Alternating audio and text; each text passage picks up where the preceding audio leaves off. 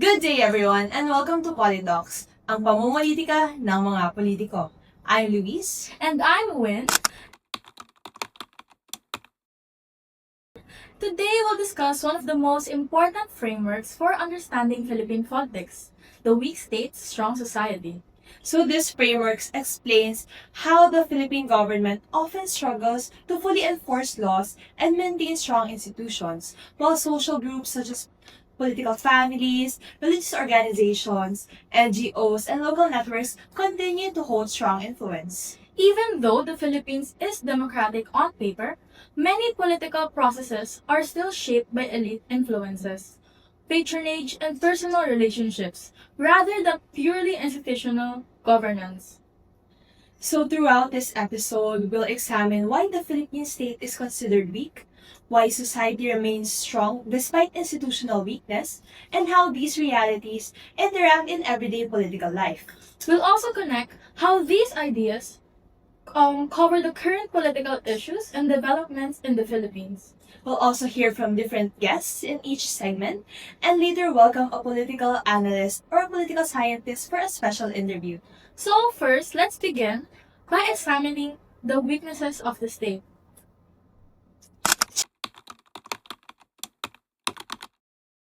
Joining us for this segment is Erin. Thank you for being here. So Erin, when political scientist describes the Philippine state as weak, what exactly do they mean? Well, a weak state refers to a government whose institutions struggle to exercise authority in a dependent and effective manner. In the Philippine context, institutions are often vulnerable to corruption, political interference, and elite influence. One major concept related to this is the cacique democracy. Yes, Kasik democracy refers to a political system where democratic institutions formally exist, but political power is concentrated among wealthy elites, landlords, and political dynasties. So despite elections happening regularly, that means political competition can still become unequal. Yes, exactly, because political dynasties dominate many provinces and cities, and influence is often passed from one generation to another. A strong modern example of this can be seen in the 2026 political tension surrounding Vice President Sara Duterte's impeachment proceedings. And although impeachment is a constitutional process, many Filipinos observed how political alliances between elite families and Senate factions heavily influenced public perception of this case. So instead of institutions appearing fully independent, the Senate itself became associated with political rivalry between powerful camps connected to the Marcos and the Duterte families. This reflects the weak state, strong society framework because political outcomes are not shaped only by formal institutions, but also by elite networks and personal loyalties.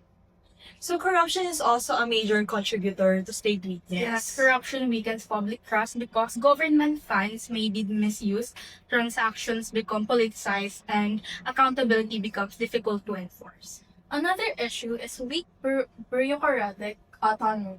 Government institutions are supposed to function independently, but in many cases, appointment and policies are influenced by politicians or elite families instead of qualifications and neutrality.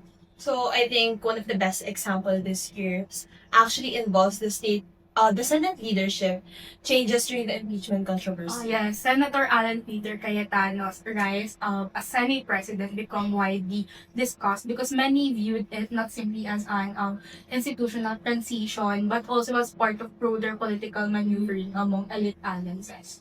I can also state that this demonstrates how institutions themselves can become arenas for political factionalism instead of remaining fully neutral. So yeah, law enforcement is actually also inconsistent. Yes, powerful individuals can sometimes escape accountability, investigations may be politically influenced, and judicial process can be very slow. A recent example of this controversy surrounding Senator Ronald Baton de la Rosa and the ICC investigation related to the Duterte administration's war on drugs. Public reactions intensified after reports about possible arrest warrants and political protection, and many people question whether powerful political figures are treated differently under the law. And this creates the perception that laws are stricter for ordinary citizens than for elites. Thank you so much for this talk, Erin. Thank you for helping us understand the weaknesses of the Philippine state.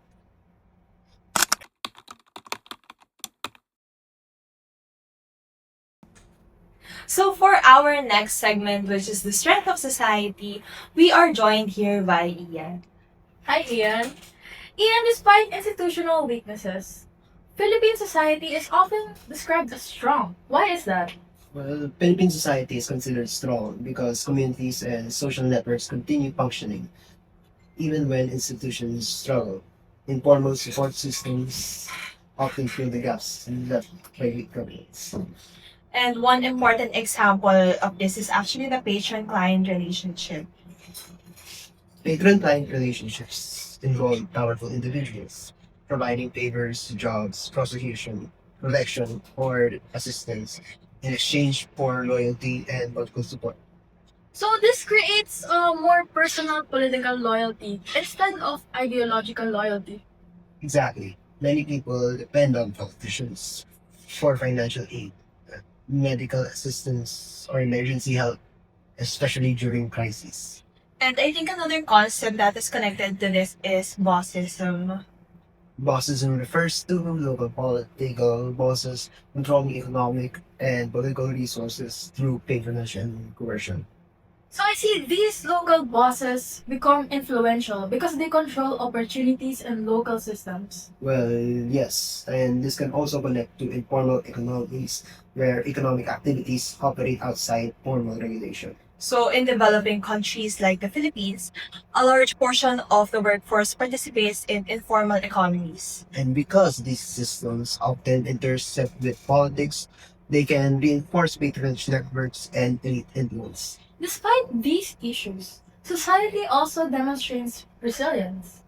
Religious groups, NGOs, civil society organizations, and local communities often step in during disasters or crises when institutions fail to respond effectively.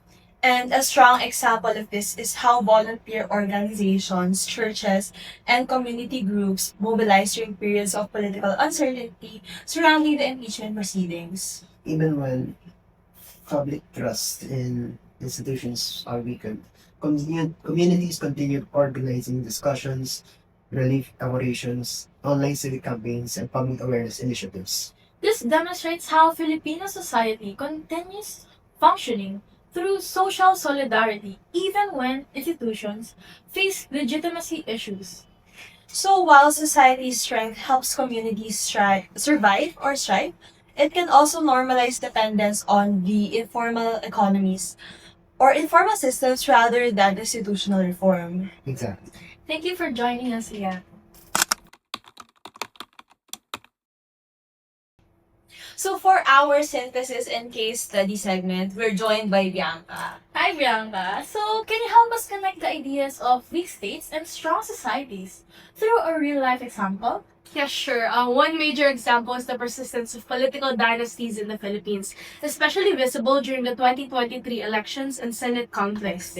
So how does this reflect the framework? Political dynasties maintain influence through patronage, family networks, local loyalty systems. Even though democratic institutions exist, elite families continue dominating elections and national politics. And communities often continue supporting these families because of the assistance that they provide. Yes, exactly. This creates a cycle where weak institutions encourage dependence on political patrons, while strong social loyalty helps elites maintain power. So the impeachment proceedings also showed how political identity in the Philippines can become strongly tied to personalities and family alliances. Yes, public debate surrounding the Duterte and Marcos camps demonstrated how political supports often becomes personal and emotional rather than purely ideological or policy-based. Another example can be observed during national disasters and crises. Yeah. When government response is insufficient, NGOs, churches, volunteer groups,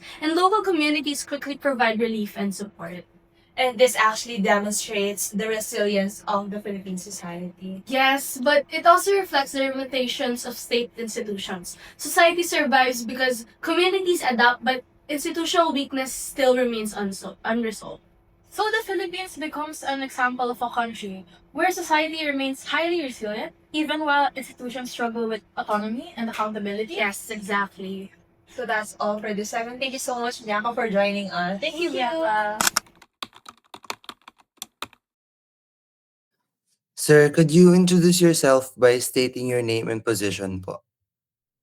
Okay, my name is Frederick Iguban Ray, position academic researcher, Department of Political Science and Department of Sociology, University of Santo Tomas, Faculty of Arts and Letters.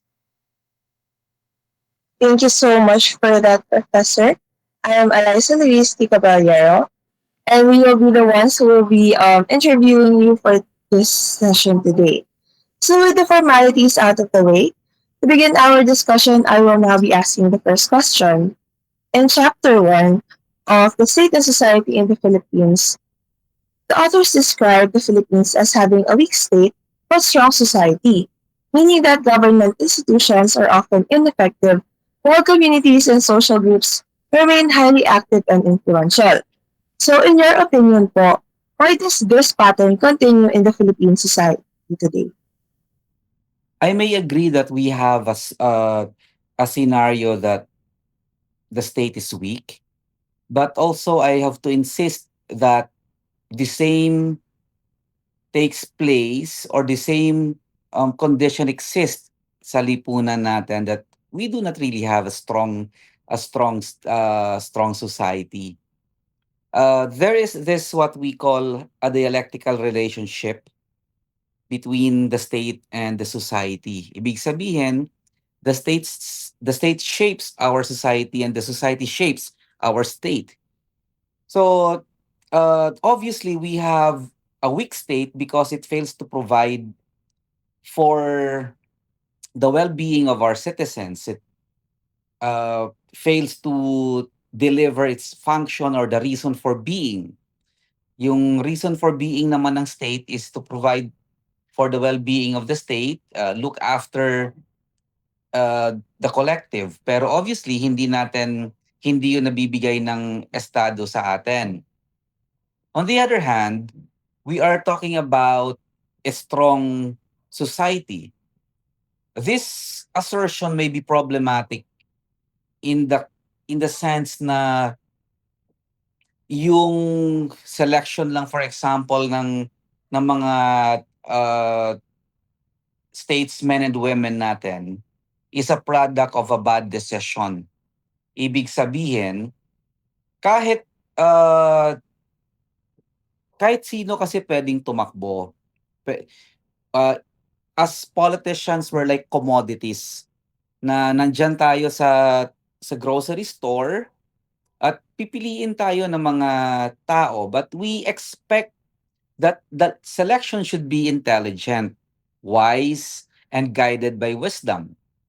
Pero nakita natin anong anong behavior ang ipinakita ng lipunan. We tolerated yung abuses, we supported uh, bad candidates, turning them into statesmen and women. So hindi ako nag-agree na strong yung lipunan natin, but I also completely agree that we have weak state and weak institutions. The reason why I don't agree na strong yung lipunan natin is because our actions are manifestations of our of the degree of intelligence or the level of intelligence we have as a people. Sa ngayon, obviously mababa yung intelligence natin. And this intelligence defines our action. So, yung what it is inside the mind commands the body. And therefore, kung empty yung mind, empty yung action. That's why mahina rin yung lipunan natin. So, Professor, the chapter explains that political dynasties, patronage politics, and elite interests have historically shaped Philippine governance. Based on your observations po, how do these factors continue to affect the strength of the institutions and our democracy today po?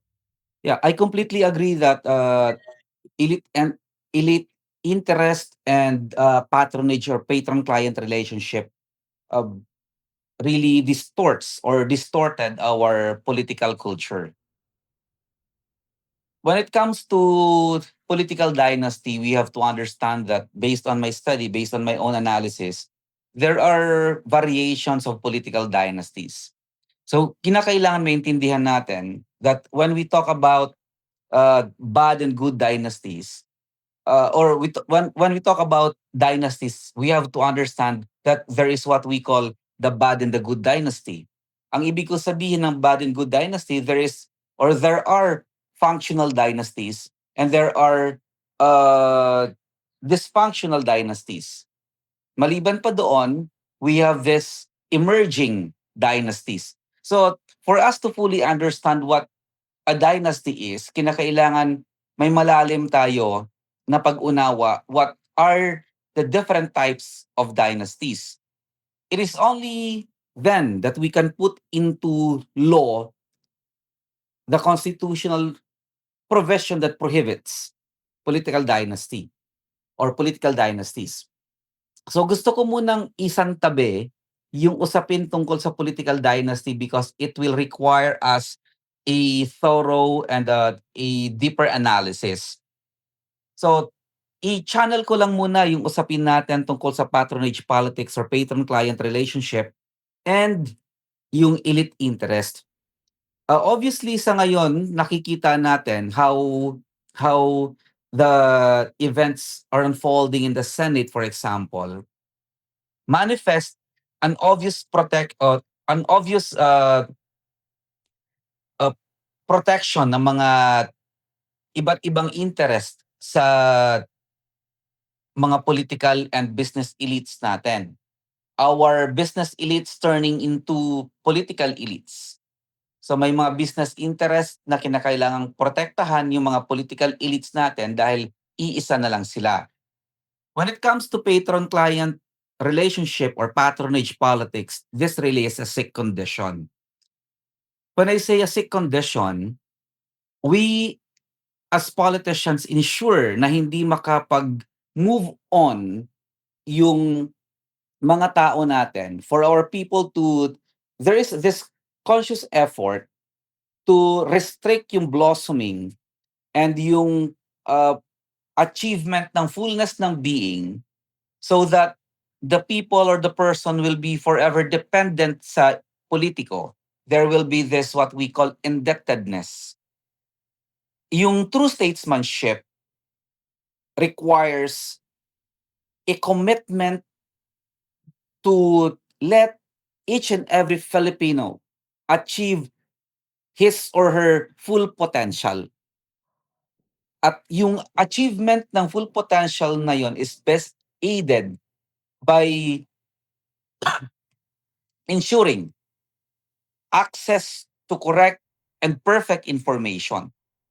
Dapat may sapat na talino tayong binibigay. So yung talino na yon given to our people will liberate him or her from poverty, liberate him or her from dependency. So kinakailangan yung lipunan, yung estado nagbibigay ng pagkakataon para maging matalino yung sambayan ng Pilipino para hindi na siya umasa sa ibang tao.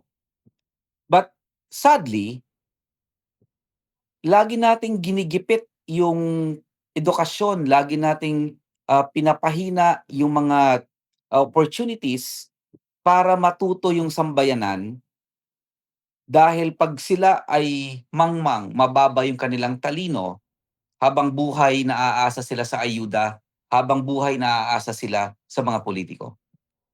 So the authors note that Filipinos are politically active through elections, NGOs, people's organizations, and social movements. Yet major institutional reforms remain difficult to achieve. Why do you think strong public participation does not always lead to long-term political change po?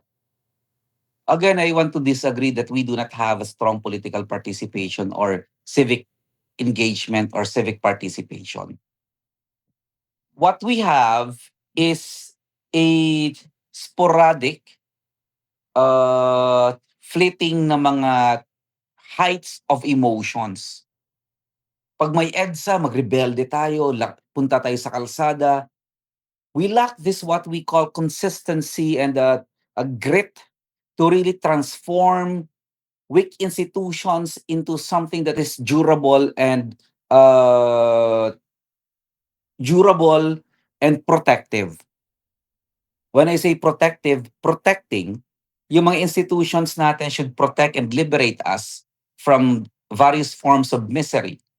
Pero hindi ganun yung nangyayari sa Pilipinas. Sabi nga natin, a fleeting height of emotions na pag hindi na natin nakakayanan, magkakaroon ng pag-aaklas, pagkakaroon ng another EDSA, but we are not really focused on transforming our institutions, making it durable and lasting and protective.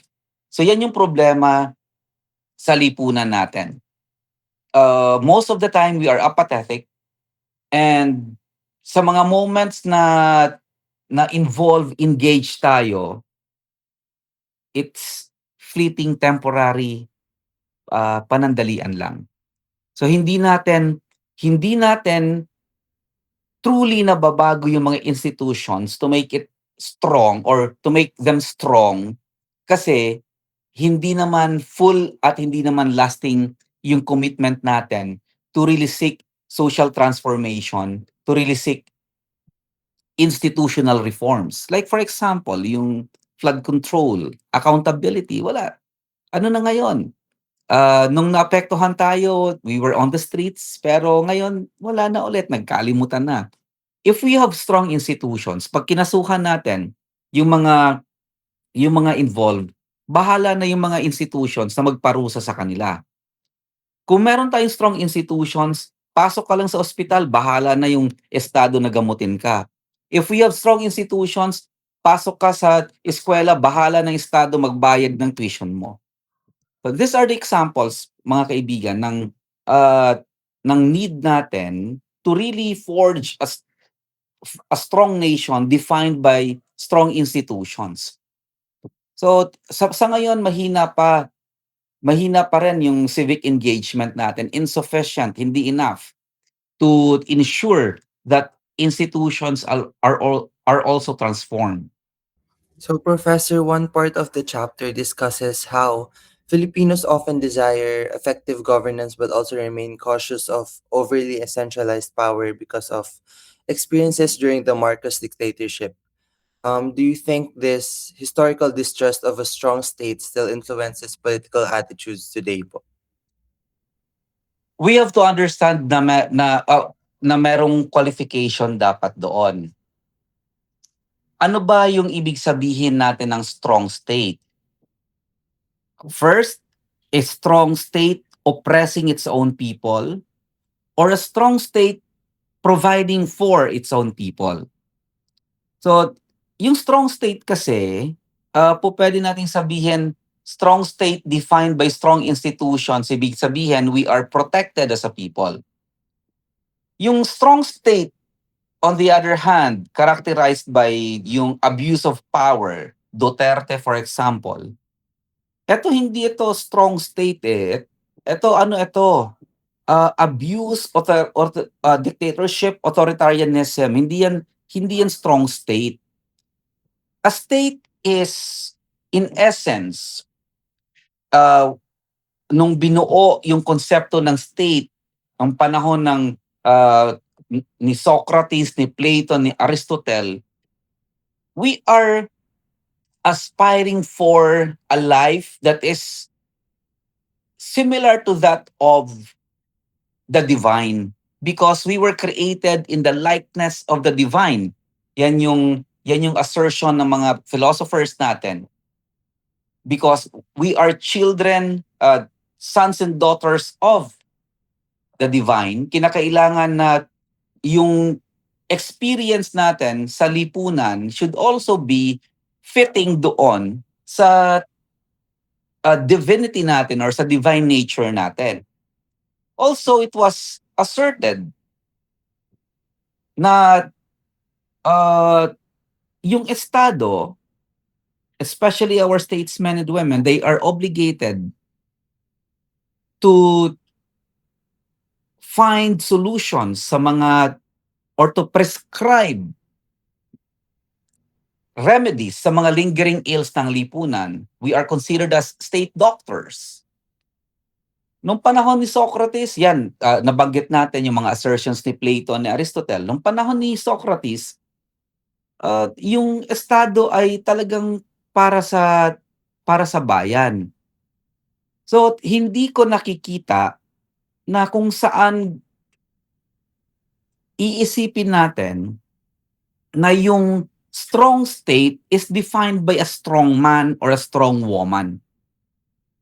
What defines a strong state is the presence of strong institutions, not the capacity to harm its own people or to kill, to murder its own people. Hindi yun strong state. It is abuse of power. So for the next question, Doc, despite corruption, political instability, armed conflicts, and weak institutions, the Philippine state continues to survive and function. From your perspective, what keeps the Philippine political system resilient? Resilient because many of us are still working hard thinking that Philippine democracy is a work in progress.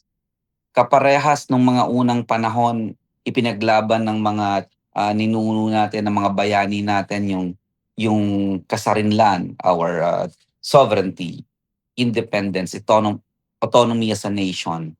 Many of us are still thinking na bata pa yung Philippine democracy. It is a work in progress and therefore there's still hope na makabuo tayo ng mas maayos, mas magandang lipunan.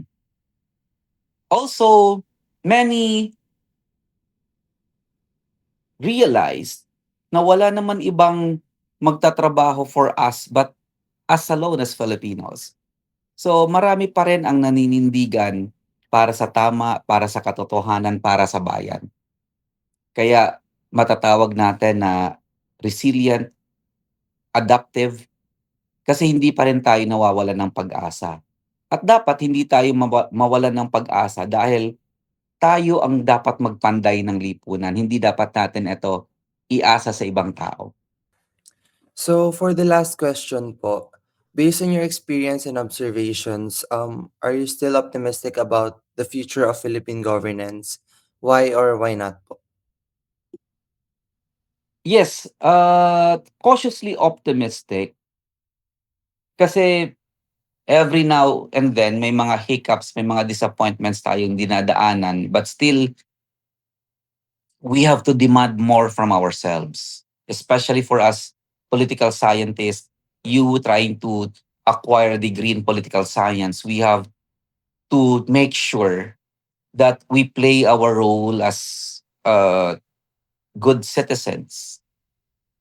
Kinakailangan, kung may mga nakikita tayong gap sa lipunan, we have to make sure na we make ourselves available, rise to the occasion, dahil tayo yung nakakaintindi.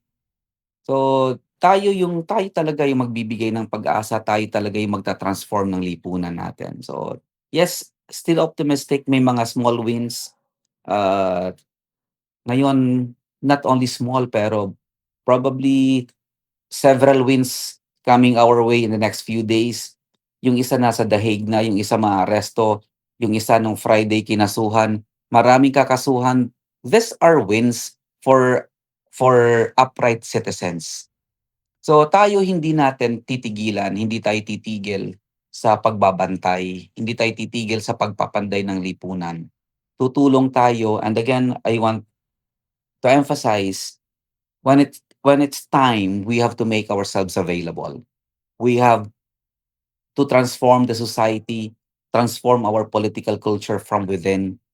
We start with ourselves. We cannot transform Philippine society from without or from the outside. Kinakailangan nasa loob tayo. If we want to correct yung political system natin, make yourselves available. Run for public office. Join the government. Change the world from within, sabi natin. Huwag iasa sa iba. So, Doc Ray, on behalf of our group, thank you so much for your time and insights. Your explanations have helped us better understand the weak state strong society framework in the Philippines. We thank you once again for your answers and time.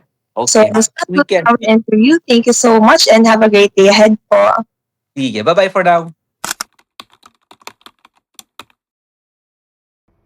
So before we officially conclude today's discussion, we're joined once again by Kevis for some final reflections on the relationship between politics, society, and civic participation in the Philippines. Thank you, Louise. So, one thing this discussion shows is that the Philippine politics is not shaped solely by institutions and politicians, but also by the people, communities, and social movements that continue to influence governance every day.